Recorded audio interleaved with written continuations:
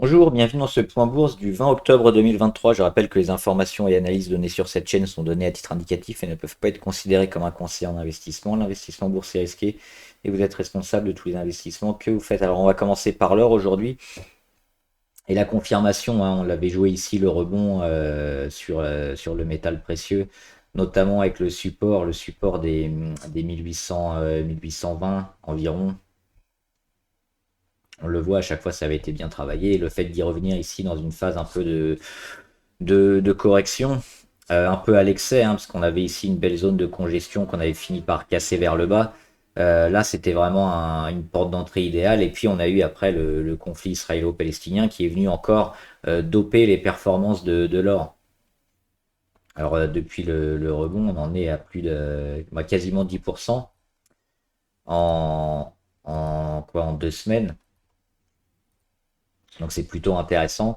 Le premier objectif, il était là, hein, il était d'aller taper l'oblique, donc ça on l'a déjà largement validé. On continue de tenir la position évidemment. Pourquoi? Pour aller chercher peut-être le deuxième ici, c'est la grosse résistance, hein, sur les 2074 environ. Là ça va être plus compliqué, il faudra certainement avoir encore des soucis entre l'Israël et la Palestine pour avoir certainement l'or qui continue parce qu'on le voit que ça a dopé fortement l'or, mais on a aussi les marchés qui continuent leur descente et le fait d'avoir un marché action en baisse comme ça depuis plusieurs semaines, ça favorise également les valeurs refuges comme l'or. Alors, il y a plusieurs choses là. Il y a à la fois le conflit et les actions. Il y a aussi la paire, enfin pas la paire euro-dollar, mais le dollar en lui-même, qui était ces dernières semaines, on va le voir, euro-dollar qui était ces dernières semaines à la hausse, hein, depuis ici, depuis un peu après le 14 juillet. Donc là, c'est l'euro-dollar, donc l'euro qui baisse, c'est-à-dire que le dollar il monte face à l'euro, il monte aussi face à un panier de valeurs. Et là, depuis quelques jours, depuis le début octobre environ, il se stabilise. Donc ça permet aussi cet arrêt de la hausse du dollar. Ça permet encore alors de performer encore plus parce qu'on sait qu'il y a généralement des effets inverses entre la force du dollar et celui de l'or, hein. C'est rarement les deux qui peuvent monter en même temps, même si c'est possible, c'est souvent des vases communicants. Donc là, on voit qu'il y a une petit arrêt de la hausse du dollar. Ça continue de profiter à l'or. Donc on continue de monter les stops, hein. On a retrouvé un cours au-dessus de la moyenne à 200. On est plutôt bien orienté. On a ce deuxième objectif ici sur les 2074. Là, ça va être quand même très compliqué, mais pourquoi pas une continuation? Alors ça voudrait dire quand même beaucoup de soucis sur les marchés financiers, hein. Si on voit l'or qui arrive sur les 2100 et qui continue, ce sera un peu le chaos partout. Donc c'est pas forcément souhaitable. On va le voir sur les indices. On arrive peut-être sur des niveaux clés qui vont permettre au cours et à pas mal d'actions de souffler. Alors dernièrement, on a eu à Jérôme Powell, hein, qui a parlé, qui a encore agité la possibilité d'une hausse des taux, hein,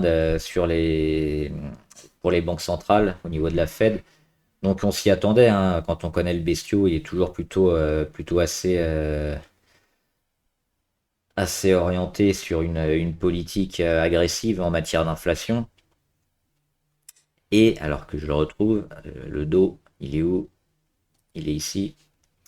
Et les marchés actions qui continuent donc à peiner. Mais on peut revenir sur des niveaux qui permettront un peu la fin de cette chute. Alors là, sur le dos, c'est pas forcément très pertinent, mais on a ce niveau-là, hein, à 32 700. C'est l'oblique verte ici. Et on voit que cette phase un peu de congestion autour de la moyenne à 200 qui est neutre pourrait durer certainement quelques semaines, hein, tout le mois d'octobre et puis une partie du mois de novembre, avant de retrouver une séquence plus haussière. C'est pas impossible, on pourrait retrouver un beau mois de novembre si on tient toujours ces 32 700. C'est plus marquant sur d'autres indices. Alors on va regarder aussi le DAX, hein. Alors en Allemagne, ça va assez mal, hein. On l'a répété ici assez souvent. il y a l'économie allemande, première économie d'Europe. Les chiffres qui tombent à chaque fois sont franchement dégueulasses, hein, et l'économie allemande a beaucoup de mal, on le voit. Donc pareil, hein, depuis l'été, environ le 14 juillet, on a une baisse de tous les indices. Et donc le DAX qui revient aussi sur cette zone-là, hein, qu'on avait visée, probablement une réaction entre les 14 440 et les 14 710. Donc là, on arrive sur la première zone déjà.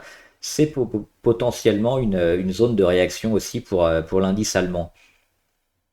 Regardez le Nasdaq qui était beaucoup plus fort, toujours en phase de consolidation. On le voit, ça c'est même pas de la correction à ce stade-là, c'est juste la consolidation.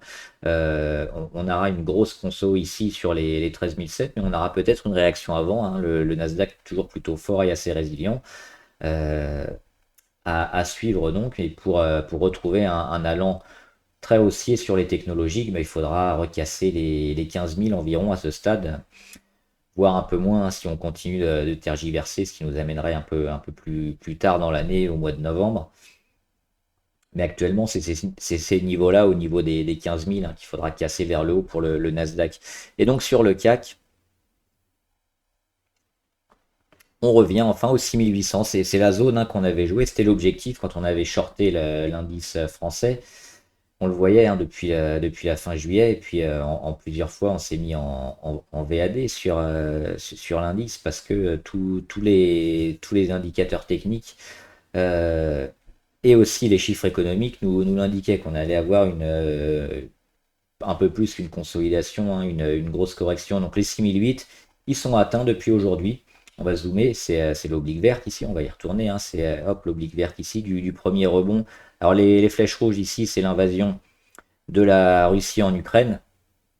Donc grosse chute des marchés avant un début de rebond. Donc c'est ce rebond-là, hein, 6826. Et après on a eu pas mal de construction et une baisse encore assez forte pour aller tester des niveaux beaucoup plus bas. Mais on y est enfin. On le voit, hein, ça coïncide aussi avec les plus hauts de décembre 2022. Et puis enfin, on l'avait cassé en janvier 2023. Donc on a passé toute l'année 2023 au-dessus. Et là, on y revient, hein, pour la fin de l'année. Donc c'est potentiellement aussi une zone de réaction, une zone d'achat un peu pour l'indice. On le verra sur les actions, alors qu'elles sont pas toutes dans la même configuration. C'est ça qui est intéressant aussi, c'est qu'on n'a pas toutes les actions qui sont, même si beaucoup sont dans le rouge dernièrement, on a des valorisations et des cours de l'action qui sont véritablement dans des niveaux et des perspectives différentes pour l'avenir. Donc ça va être intéressant de s'intéresser vraiment aux actions et pas seulement à l'indice. Le but la semaine prochaine, donc de tester ici le support. Si on le lâche, on ira ici, hein, sur les 6415 environ. C'est pas forcément mon scénario, hein. Moi, j'ai joué la baisse du CAC pour ces niveaux-là. Je pense qu'on aura une réaction et puis un début de temporisation sur les 6826 environ. On verra la semaine prochaine, mais on a déjà bien corrigé jusque-là. Et on regarde aussi le pétrole, j'ai oublié de le faire. Ah, le pétrole, évidemment, avec le conflit israélo-palestinien, ça a un peu dopé les pétrolières, hein, parce que pas mal de pays du Golfe sont touchés par ça, pourraient mettre des embargos, pourraient baisser encore leur production. C'est un peu tendu sur le marché de l'énergie, et le pétrole qui continue d'en profiter. Mais ce qui nous intéresse, c'est quoi? C'est la force de ce rebond, hein, sur le pétrole qui avait décidé de corriger. On le voit ici, hein, depuis fin septembre, de consolider un petit peu. On a eu ce rebond avec la guerre Israël-Palestine. Et finalement, on regarde les derniers chandeliers, c'est pas des gros chandeliers à 3% tous les jours qui viennent aller taper encore plus haut. On n'est même pas allé au plus haut de fin septembre. Est-ce qu'on va vraiment avoir un conflit très dur qui va impacter le pétrole et toute la demande mondiale? Bah, il faudra casser les 95 et les 100 pour avoir ce scénario-là. Pour l'instant, on a juste une tension sur les marchés pétrole, mais on n'a pas d'explosion et d'inflation sur les prix encore. Alors ça peut bouger vite, hein, sur le front de la guerre. qu'il y a entre les deux pays notamment, et puis leurs alliés. Mais pour l'instant, c'est ça qu'on regarde, c'est la force un peu du rebond et éventuellement de la peur qui peut s'emparer des prix sur le pétrole. Pour l'instant, c'est limité. Donc on le voit à la force de ces chandeliers qui sont pas énormes finalement, qui sont pas très très grands et qui durent pas dans le temps tous les jours, qui s'alignent pas de séance en séance. Donc on est plutôt sur un scénario de pas de flambée des prix, mais plutôt de rebond technique, de tension sur les pétrolières qui devraient revenir en plus à la moyenne dans les semaines à venir. Et on l'a vu sur les actions pétrolières et parapétrolières, ça commence également à corriger. Alors on va regarder quelques actions du portefeuille qui ont atteint des niveaux intéressants ou qui ont été plus ou moins décevantes. Alors, à Carrefour, ça déçoit un peu, hein, ça continue de baisser. Et il n'y a pas eu la réaction qu'on attendait parce qu'on a eu cette belle mèche basse. Ici, c'était le 10 octobre. Après, on a un cours qui s'est stabilisé sur le support, hein, le support des 15,93. Et finalement, aujourd'hui, parce que hier, on est allé hors Bollinger, mais juste avec une petite mèche, hein, on peut zoomer, on la voit, hein, cette mèche hier qui était hors Bollinger, et puis là, on a carrément le cours de clôture, et puis la moitié du chandelier qui est en dessous. Il faudra avoir une réaction très vite sur Carrefour pour espérer faire du rebond et aller chercher enfin les 16, 17 qu'on vise. Parce que sinon, on va revenir à nouveau vers les 15 et dégrader une tendance qui est pour le moment pas encore négative, mais si on réagit pas vite, il faudra peut-être oublier Carrefour. La FDJ, intéressant, hein, ce qu'a fait la FDJ aujourd'hui avec ce chandelier. Un chandelier, on le voit, hein, on a une tendance qui est extrêmement baissière hein, depuis le printemps quasiment, donc le début de l'année. On a cassé les supports un à un, on a essayé de les tenir, mais on les a cassés tout le temps. Et puis là, on revient sur un vrai support majeur, hein, les 29 euros environ. On le voit, c'est le plus bas, le plus bas quasiment historique, hein, qu'on avait juste enfoncé à peine en septembre 2022. Donc les 29 euros qui sont en train de faire réaction. On a cette figure avec ce chandelier hein, qui englobe tout le chandelier précédent et qui généralement est un indicateur de changement de tendance. Alors là, comme on avait une tendance négative, ce chandelier qui englobe tout, en plus il est vert, on serait plutôt enclin à avoir un changement de tendance pour une nouvelle séquence haussière sur la Française des Jeux. Si on n'avait pas le contexte actuel avec quand même les chutes un peu partout, on se mettrait probablement à l'achat. On pourrait être plus prudent quand même parce que les marchés sont un peu tous dans le rouge en ce moment, donc ça mérite peut-être un peu plus de retenue. Mais on a quand même un signal intéressant sur la FDJ. En tenant les 29, hein, voire les 28, on peut éventuellement mettre un stop et se placer quand même parce que la figure de retournement a de belles chances de se matérialiser quand même la semaine prochaine. Donc c'est plutôt une belle chose que nous montre ce chandelier aujourd'hui avec la réaction sur support et puis le gros chandelier vert qui englobe tout. Mais attention à pas avoir un faux départ et une continuation la semaine prochaine. Si c'est le cas, faudra, si on est rentré lundi ou aujourd'hui, euh, sous les, sous les 29 ou sous les 28, hein, c'est selon votre indice de confiance, quitter la FDJ. Bah, Hermès comme le CAC hein, ou LVMH, on va peut-être le faire aussi. C'est pareil, c'était le destin des deux grandes actions du luxe était lié à celui du CAC, donc on avait de très grandes chances de correction. Et donc le short hein, qu'on a joué ici sur Hermès arrive également à son premier objectif, les 1650, le plus haut fin 2021, début 2022. On y est quasiment dessus, hein, 1654, on est 1 euro dessus, donc l'objectif il est atteint. Pour Hermès, qu'est-ce qu'on peut faire? On peut éventuellement racheter la position ou alors baisser les stops dans une zone, alors moi je mettrais à peu près ici, hein, 1700, 1730. On peut éventuellement la baisser un peu plus, hein, si on est plus agressif, parce qu'on a quand même des belles chances de rebond également sur Hermès, mais pourquoi pas se laisser la possibilité, si on enfonce, de continuer d'accompagner la chute.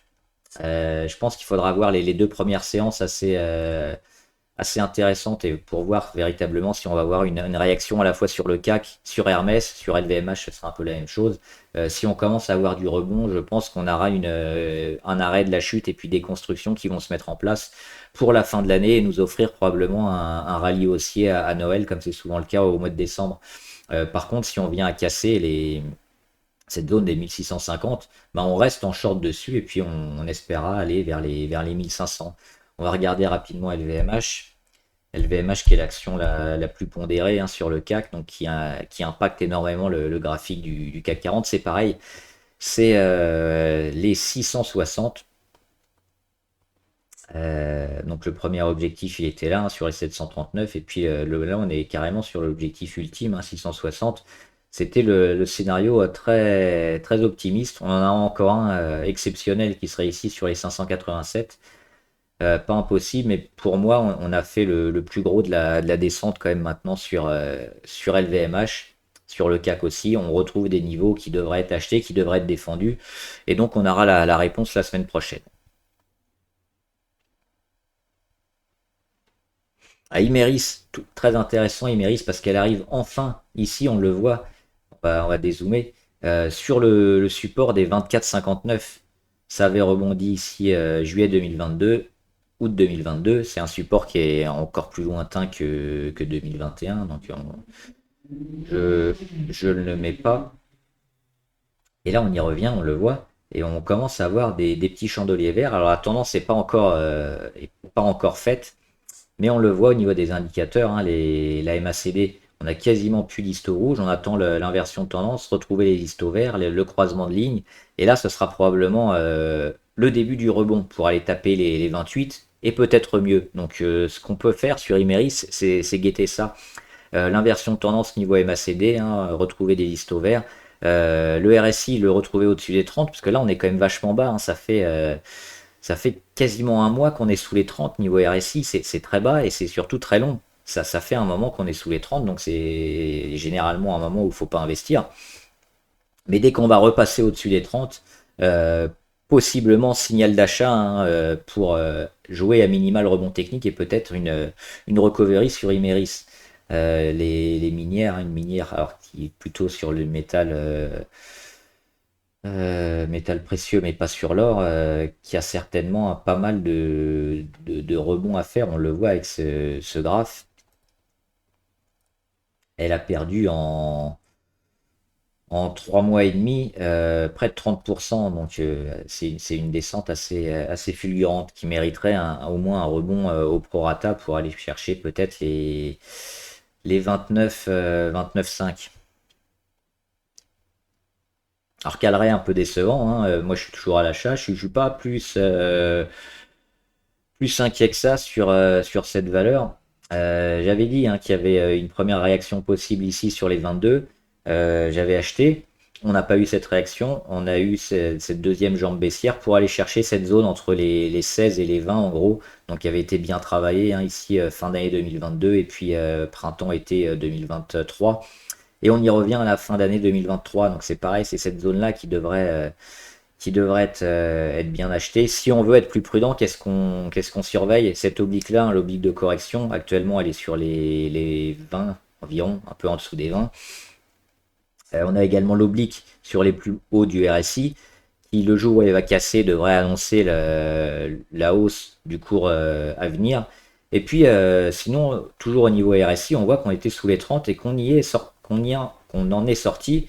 Là, on y est revenu à peine, on est à 29,7. Donc, on est en train de s'en sortir, on est en train de mettre les étapes une à une pour stopper la chute, puis commencer à attaquer l'oblique, le rebond, et enfin de belles perspectives pour la suite, puisque le Calray, hein, c'est sur les semi-conducteurs, c'est un secteur extrêmement demandeur où il y a eu beaucoup d'investissements de fait, à la fois en France, mais aussi en Europe et dans le monde. Et beaucoup de secteurs sont demandeurs de cette technologie-là, donc on n'est pas trop inquiet pour le carnet de commandes de ces entreprises-là. Donc Calres, c'est une petite, hein. Si on veut chercher les grosses, on a généralement STM, qui est au CAC 40, hein, ST Microélectronique, qui est aussi sur les semi-conducteurs. Mais sur Calray, on a de belles performances, je pense, à aller jouer. Ça devrait être intéressant avant la fin de l'année, notamment. Alors Neoen, c'est la déception, hein. On avait espéré ici cette phase de congestion qui sorte vers le haut. Et finalement, malgré un peu un petit boom, hein, du secteur de l'énergie, ben, Neoen a pas réussi son mois d'octobre. On va le regarder en hebdomadaire, Neoen. Elle avait cette zone-là, hein, autour des 20, 24 à 25, qui était souvent joué, souvent racheté, hein. On le voit ici en 2020. On a méché dessus en 2022. Et puis récemment, hein, 2023 également, c'était racheté. Donc là, on l'avait rejoué. Et finalement, on l'a cassé à la baisse. Donc ça reporte d'autant plus le possible retournement pour aller taper l'oblique et tenter un retournement long terme sur Neoen. On va revenir en journalier. Donc c'est cette zone-là, hein, autour des 25. Là, on était un peu dans l'excès sous l'oblique verte ici des 25,9. On aurait pu éventuellement quitter. Moi, j'étais resté pour jouer éventuellement un excès et puis un retour du cours assez rapide. On l'a pas eu, donc c'est un échec. C'est un trade perdant sur Neoen. J'ai préféré couper la position et puis prendre une moins-value d'environ 10% sur le trade. On y reviendra peut-être plus tard parce que c'est toujours intéressant, je pense, à mon sens, Neoen. Mais ça va mettre un peu plus de temps que prévu. Le jour où elle sera à nouveau dans une configuration positive, en embuscade, prêt à casser son oblique de correction long terme, hein, parce que là on a seulement le deuxième point d'impact, ça pourrait être à nouveau à l'ordre du jour. Netflix qui a annoncé des très gros résultats, hein. On avait cassé à la baisse dernièrement, mais on attendait les résultats pour avoir une confirmation de cette possible baisse. Finalement, non, hein, les résultats toujours bien attendus. Netflix avec sa politique de comptes multiples et de partage de mots de passe abandonnés, donc qui a permis beaucoup de nouveaux abonnés, donc de relancer un peu la plateforme, hein. Les chiffres ont été très bons sur Netflix, toujours dans son canal haussier, donc on reprend un peu de hauteur, et puis bah, rien à dire, c'est toujours haussier, hein, tant qu'on tient ici les 380 sur Netflix. Proximus, intéressant, hein, moins 0,6 aujourd'hui, mais alors j'ai noté ici, hein, les flèches vertes, c'est les grosses rentrées avec beaucoup de volume. C'est à peu près sur les mêmes niveaux. La deuxième fois ici, on a beaucoup moins, hein, de volume, autour des 3 millions. Ici, on était plus autour des 21 millions, donc c'est assez 7 fois moins, mais on voit qu'il y a un gros pic de volume. Ça se fait à peu près sur les mêmes niveaux, hein, autour des 7,5. Et surtout, ce qu'on voit sur Proximus, hein, c'est en Belgique, c'est à Bruxelles notamment, un opérateur télécom. C'est le retournement avec ses plus hauts, ses rebonds techniques plus hauts, de plus en plus bas. 9,8, 9, 8,4, 7,3. Et enfin, on casse les 7,3. On voit aussi toutes les moyennes mobiles qui commencent à s'aplatir et à se retourner. Ici, on a la figure de retournement qui est en train de se mettre en place. Elle n'est pas encore validée, mais on est sur les prémices. Et puis, le fait d'avoir enfin cassé les 7,3, ça nous a mis quand même dans de bonnes perspectives. Un point sur le niveau fondamental de Proximus, c'est plutôt intéressant. On a plutôt du vert un peu partout, du chiffre d'affaires qui est intéressant, plutôt en hausse. Les derniers chiffres, hein, étaient également positifs cet été. On a la trésorerie qui est toujours largement positive et qu'on a gagné encore cette dernière année. Et les actifs toujours en progression. Alors la dette aussi est là, mais les actifs ont progressé ces 2 dernières années. Donc oui, niveau fondamental, on est plutôt bien costaud. C'est une entreprise solide qui fait de l'argent. Et la baisse me semble un peu trop dure vis-à-vis de ces chiffres. Et là, on a quand même le début d'un retournement. Donc, on a acté quoi? On a acté certainement la fin de la baisse et puis le début un peu d'une remontée sur le titre. Alors, on ne sait pas encore où. Mais quand on a à la fois graphiquement et fondamentalement des chiffres plutôt intéressants comme ça, c'est probablement une action intéressante à avoir. Alors le point d'entrée idéal, je ne sais pas si on l'a maintenant, mais aujourd'hui on a une mèche basse qui est plutôt pas mal. On le voit, mèche basse ici. Généralement c'est plutôt intéressant. On est plutôt dans le haut de la figure, hein. On est au-dessus de toutes les moyennes mobiles. On a éventuellement un petit canal haussier qui est en train de se mettre en place. Donc on a méché sur le bas du canal, hein, pour une porte d'entrée plutôt correcte. Moi je suis rentré à 7,98,8. À voir ce qu'il y a à faire ces prochaines semaines, mais on a de belles chances quand même de performer et d'aller taper assez rapidement les 9 ou les 10 avant la fin de l'année. Moi je suis acheteur sur Proximus.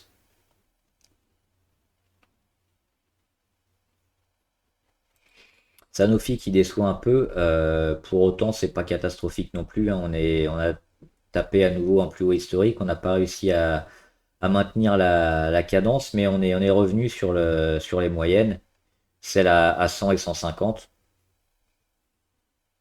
On va certainement encore travailler, mais on voit que la tendance reste largement positive sur Sanofi. Le jour où on viendra taper la moyenne à 200 et qu'on commencera à l'enfoncer, on pourrait être plutôt inquiet, mais Sanofi, une valeur plutôt souvent présentée comme défensive dans des conditions de marché qu'on a actuellement, ça me semble être un acteur de la santé plutôt à privilégier, donc on n'est pas trop inquiet sur Sanofi, et d'autant alors je crois que c'est du Pixent, hein, qui est distribué par Sanofi, qui est plutôt intéressant dernièrement, hein, qui a fait parler de lui et qui devrait être vendu assez massivement. Donc ça devrait encore gonfler les ventes de Sanofi pour les prochains trimestres. Donc plutôt toujours favorable sur Sanofi. Alors Stellantis, j'en avais parlé dans le sondage, hein, Stellantis, avec Meta Platform, est-ce qu'il faut vendre ou pas? Moi, évidemment, si je vous pose la question, c'est parce que je pense que les deux sont sur un point plus haut et qu'il fallait les vendre. C'est ce que j'ai fait, hein. J'ai pris une position short sur les deux, donc sur les 18,86 sur Stellantis. Pourquoi? On le voit, hein, le canal haussier sur Stellantis, et quand on arrive ici sur le haut du canal ou au-dessus en zone de surchauffe, généralement on a des corrections qui arrivent assez fortes, et ça s'est pas fait attendre, hein. On le voit ici depuis le 12 octobre. On a un signal de vente qui s'est activé sur Stellantis, donc derrière, hop, on corrige, on en est déjà où? Depuis le 12, hein, l'ouverture du 12, on en est à 7%. Moi, je l'ai pris un peu après, ici.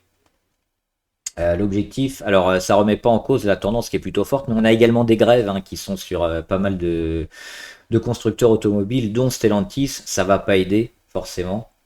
Donc l'objectif, c'est quoi? C'est d'aller retaper plutôt le bas de l'oblique, où déjà à minima, c'était les 17,3, on est quasiment dessus. On va être un peu plus gourmand, hein, que les 17,5 là. On va tenter une zone entre les 17 et les 16,5 pour probablement racheter ou alors mettre des stops assez serrés. Mais Stellantis, oui, à court terme, correction ici, probablement vers une zone entre 16,5 et 17. Et puis si on casse, hein, pourquoi pas? Parce on est quand même monté depuis un moment, hein, sur le titre, ça fait plus d'un an.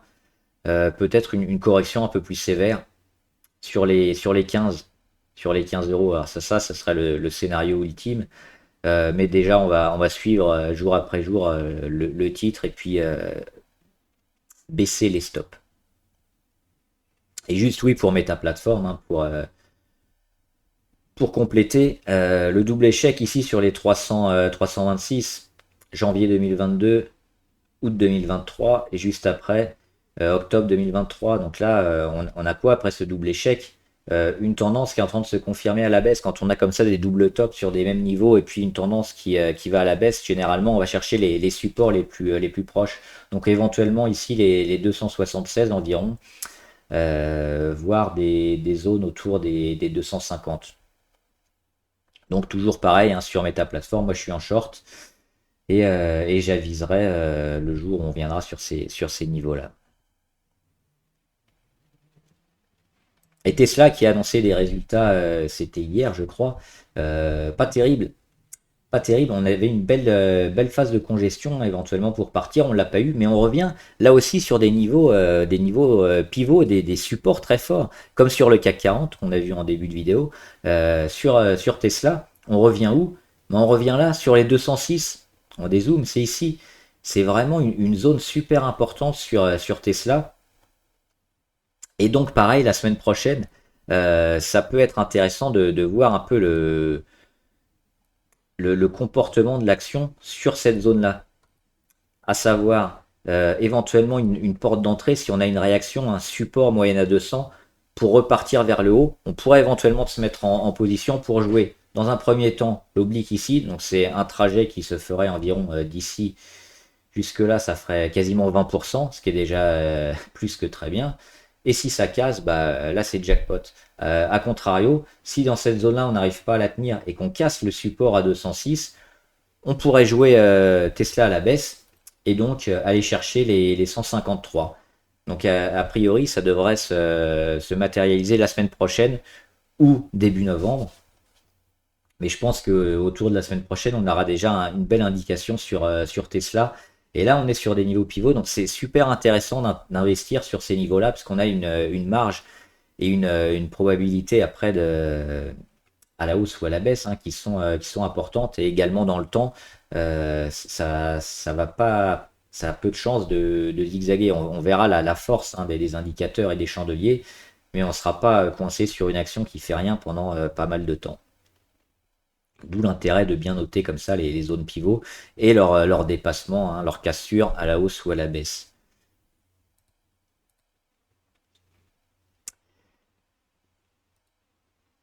Virbac, rien à dire, hein, on est toujours dans cette zone de congestion, on attend qu'elle choisisse son sens, donc RAS sur Virbac et valeur abonnée, je crois que j'en avais juste de nouvelles. Bouygues, alors Bouygues, moi j'étais déjà négatif court terme, hein, bah, exactement comme Stellantis, on a ce canal haussier, et dès qu'on arrive en haut, on corrige. Donc là, depuis ici, le 20 septembre, je suis négatif à court terme sur Bouygues. Et qu'est-ce qui se passe? Bah, il se passe qu'on a une consolidation qui est tout à fait normale sur le titre. Et là, on arrive quasiment au bout de la conso avec le bas de l'oblique et la moyenne à 200. Donc c'est pareil, c'est voir ce qu'elle va faire ces prochains jours pour avoir soit une continuation du canal haussier ou alors une cassure à la baisse pour une correction un peu plus forte et un retour sur les 29. Mais là, on a fait quand même le gros de la consolidation sur Bouygues. Et AXA, AXA, on le voit, ses réactions autour de la moyenne à 200, une grosse mèche ici au mois de mars. On a été enfoncé un petit peu au mois de juillet de cette année, pareil. Au mois d'octobre, hein, on réagit dessus, et puis là, on est à nouveau sur la moyenne à 200. Donc pour l'instant, ça réagit. Donc si on a la semaine prochaine des débuts de chandelier vert, on peut se mettre à l'achat. Par contre, si on vient à casser, attention. Alors là, on a eu une petite alerte. On a réagi assez fortement, mais là, ça commence à revenir. Ce qui m'embête, c'est que ça revient un peu trop fréquemment. Ici, entre mars et juillet, il y a quand même pas mal de temps. Entre juillet et octobre, il y a aussi plusieurs mois. Par contre, octobre, il y a juste quelques jours, quelques semaines. Plus on vient la tester souvent, plus ça a des chances de casser. Donc attention, il vaut mieux attendre quand même un début de réaction, je pense, pour investir sur AXA. Et puis, moi, je verrais peut-être aussi une cassure à la baisse qui serait intéressante pour aller retrouver le support des 25,6. Mais sinon, le secteur des assurances, oui, c'est plutôt correct. Maintenant, c'est toujours la même chose, hein, à quel moment on les prend et sur quel niveau de valorisation. On voit que depuis août 2022, le titre a progressé de façon presque linéaire, donc on ne serait pas contre une petite correction qui nous amènerait une porte d'entrée ici long terme en mode investissement sur les 25,6 plutôt intéressante. Mais ça c'est pareil, ça risque de se jouer la semaine prochaine parce que là on est sur des niveaux pivots qui n'ont pas encore donné leur sens. Voilà, j'espère que la vidéo vous a aidé. N'hésitez pas à me dire ce que vous en pensez dans les commentaires et puis à me demander des analyses d'actions. Des grosses du CAC 40 ou des pépites, éventuellement des petites qui ont un fort potentiel et me dire pourquoi ça vous intéresse ou pas. Bon trade, à plus!